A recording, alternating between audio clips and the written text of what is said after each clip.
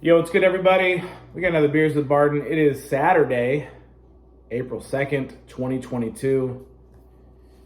No longer April Fool's Day. Well, it's here. It's finally here. It is Duke. It's Carolina. It is March Madness.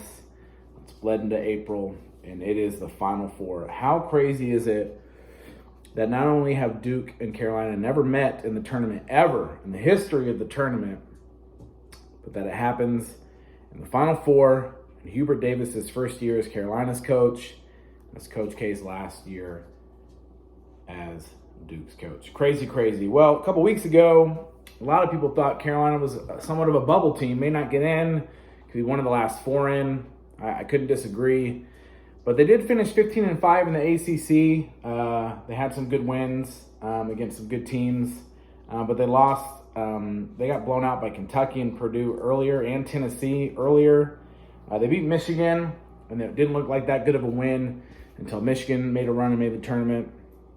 They also got blown out by Wake Forest, who is not a tournament team, and to Miami, who ended up being a 10 seed. But anyways, they're in. They got an 8 seed, which I thought was a little rough. I'd rather have like a 10 seed or a 7 because if you win that 8-9 game, you usually play the number 1 every year except for 1 year when Virginia lost to the 16 seed. So they played against Marquette. Didn't know much about Marquette. Ended up beating them by 30. And then they got Baylor, which everyone thought, hey, if any 1 seed could lose early, it could be Baylor. And Carolina was up 25, 67-42 with about 10 minutes left in the second half. Brady Manick gets thrown out for a flagrant 2.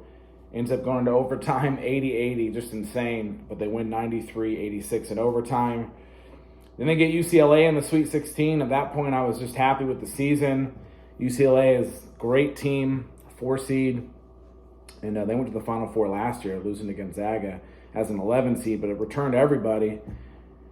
And UCLA pretty much dominated that game. It was pretty much close all the way through. I think the biggest lead was 5 or 6 by UCLA. Maybe Carolina 1 or 2 early. And then Caleb Love took over in the second half, scored 27 of his 30. And they won, I want to say, 72-66 or 73-66. And then in the Elite Eight, they got St. Peter's. Beautiful St. Peter's, who beat 15th seed, beat the number 2 Kentucky, who beat Carolina by 25 earlier. Beat Murray State, and they beat Purdue, who beat Carolina by 25 earlier in a crazy game. And then we get them and just smoke them. I think the final score was 61-41, but it wasn't even close. So Carolina's been tested. They've been playing good ball, but so has Duke. They didn't have to face a 1 seed as Arkansas beat Gonzaga in the Sweet 16, but they beat Texas Tech, and then they beat Arkansas. And here we are. How crazy is this? I'm nervous. I'm excited. Whatever happens, I'm still really proud of this season. I've enjoyed it. But of course, don't want to lose to Duke, especially in the Final Four. And there's some pretty cool storylines. I feel like Hollywood is trying to write this up. Duke, Carolina, for the first time ever in the NCAA tournament. And it's the Final Four. It's Coach K's last year. It's Hubert Davis's first. And whoever wins this game, there's some storylines. If Villanova beats Kansas, you got UNC, who lost to them in 2016 in the championship game, that crazy last-second shot, and then got revenge the next year in 2017 against Gonzaga. Or you have Carolina versus Kansas, which was Roy Williams' first coaching tenure before he came to Carolina. That'd be crazy. And then if you have Duke versus Villanova, I mean, that's just a good matchup. And then you have Duke versus Kansas potentially, where that was, again, Roy Williams' first coaching tenure. Or you have Duke beating Kansas, who was Coach K's first championship in 1991 when he was coaching Duke. So a lot of good storylines. It'll be exciting. First game, Villanova versus Kansas tips off in about 59 minutes at 6:09 Eastern in New Orleans. And then approximate tip 30 minutes after the first game ends, so 8:49, Duke and Carolina. It's going to be crazy. We're going to head over to some friend's house here in a bit.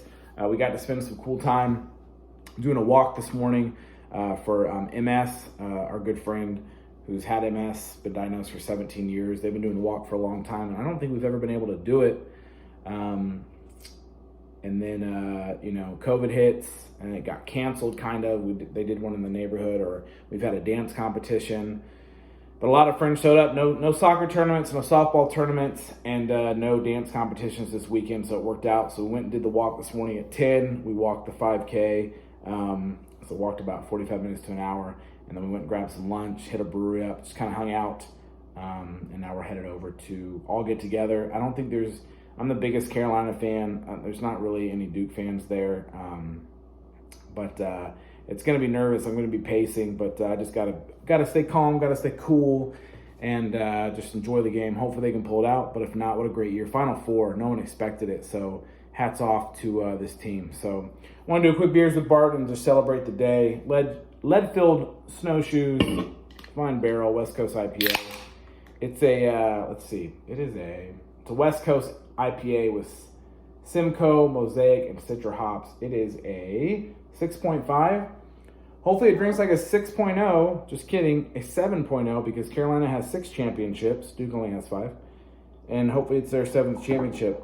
But the other crazy little bit of trivia is that this is the 100th game that Duke and Carolina have played each other since Coach K took over as Duke's head coach in 1980, 22 years. So they play twice every year.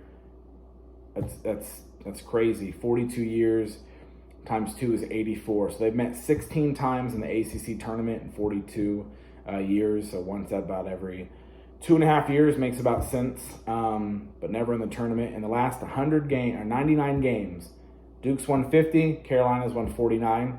Hopefully we make it 50-50.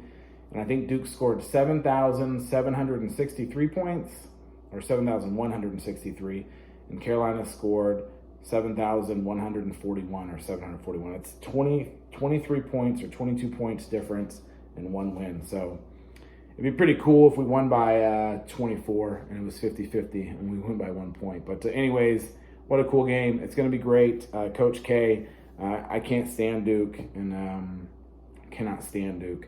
But I have a lot of respect for Coach K. He's built quite a program. He's done it the right way, and he actually coached the U.S. Men's national team to 3 gold medals in the Olympics. That's pretty cool because I love America. So, but I hope they lose by 24 tonight. And because I've got a lot of Carolina fans, I've got a lot of Duke fans. So there's going to be some smack talking. But no matter what, Carolina has overachieved. Duke was I think they're preseason 6 or 7.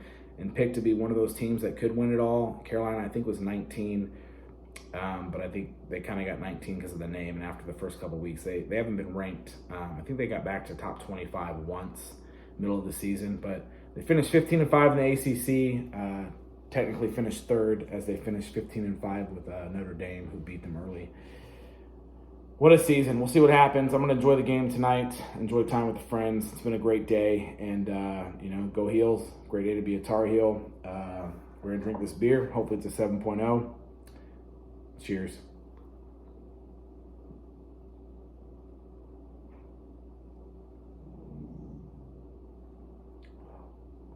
That is a delicious beer. It's very tasty. I found it. I haven't seen this in a while. I'm glad I was able to find it. All right, guys. Happy Saturday. Go Heels. Enjoy the games. Hope everyone's having fun. And, it'd be amazing if they somehow won. If they won a championship this year, just wow. Mine would be absolutely blown. Just absolutely blown. Actually, I think they'd be the highest seed ever to win a national championship. I think the highest seed so far was in 2002 or 3, Arizona. I think it was Mike Bibby. They were a 6 seed, I believe. So, excuse me, we can make some more history. Like I said, we have 6. Duke only has 5. Kansas and Villanova each have 3. So, here we go. Let's have fun. Cheers to Saturday night.